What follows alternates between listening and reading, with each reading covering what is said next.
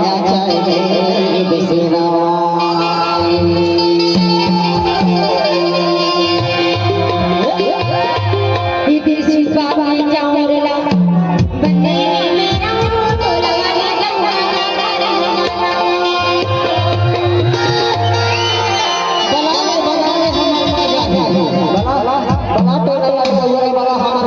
ठीक है साड़ू ठीक है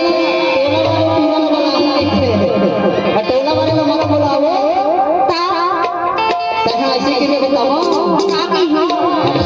के चामड़ा बनने में मेरा थमने वाली पूरा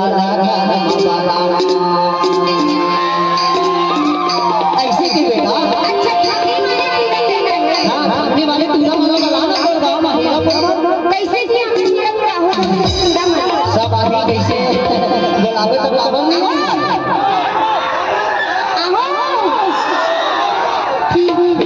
तबे तो बैठा ये दिलेर बाबू हो तेरा का कैसे राजी दिलेर बाबू